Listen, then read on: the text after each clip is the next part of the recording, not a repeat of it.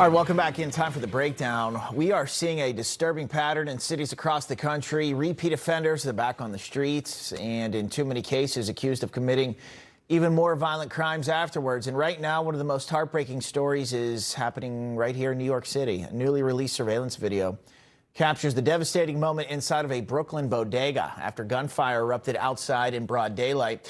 A young mother realizes her 7-month-old daughter has been shot and struck by a stray bullet while sitting in her stroller. The family of 20-year-old Liana Charles Moore, the baby's father, and her 2 young children rushed inside for cover. Initially thought the loud pops were fireworks, but they weren't. Investigators say 2 suspects on a moped opened fire into a crowd near Humboldt and Moore Streets just after 1 o'clock in the afternoon. Inside the store, the mother, she pulls back the stroller canopy, looks down, and then realizes her baby, Kaori Patterson Moore, had been shot.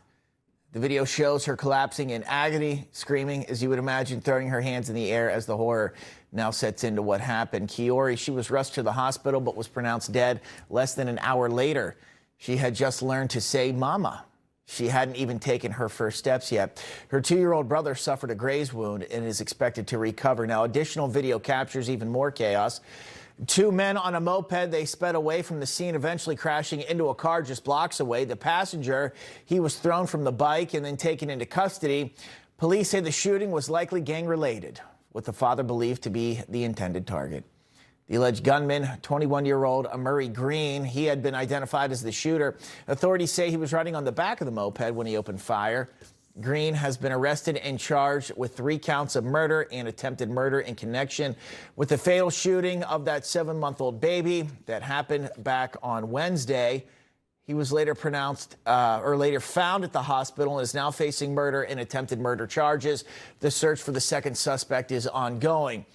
And as this community grieves, police, they are urging anyone with information to come forward if you have it about the other suspect. There is the victim, 7-month-old on your screen.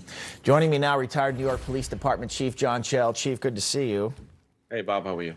Your thoughts on this case, why this happens, and how you prevent this from happening here, as we know something like this. This one happened to be gang-related, so they say.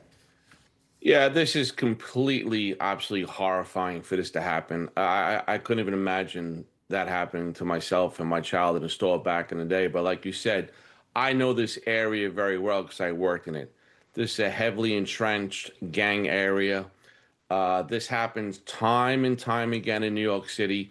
Even though shootings in New York City are down tremendously, still about 60 to 70% are gang-motivated shootings. And we've seen this over and over again. 2 on a moped, legal moped, a gun, firing randomly in the middle of the street. They don't care who they hit. They have no regard for life. Yeah, Chief. And this speaks to how we have to keep our gang database. If 70% of our shootings are gang-related, we got to track them. What are the odds that these 2 have previous criminal records, do you think? They're extremely high. And when I worked in that precinct, I believe I recognized one of the names, Mr. Green, on that bike. I've seen that name you before recognize his name. as a youngster. Yep. The odds are very high, and the odds are very high that they have been treated with kid gloves. Tends to happen. We're going to get into that in just a second. I also want to point this out in New York. It's important here. There's some outrage after a shooter. He was acquitted of first-degree murder in the killing of NYPD officer Jonathan Diller. He was 36-year-old Guy Rivera, who fatally shot Diller during a traffic stop.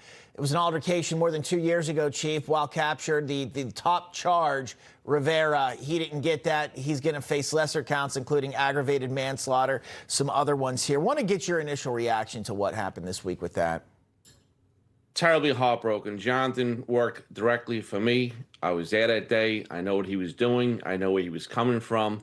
And the perpetrator here is going to get up to 9 years, but that's not the point. The point is it should have been murder of a police officer. And quite frankly, if we had a death penalty, we should pull that lever.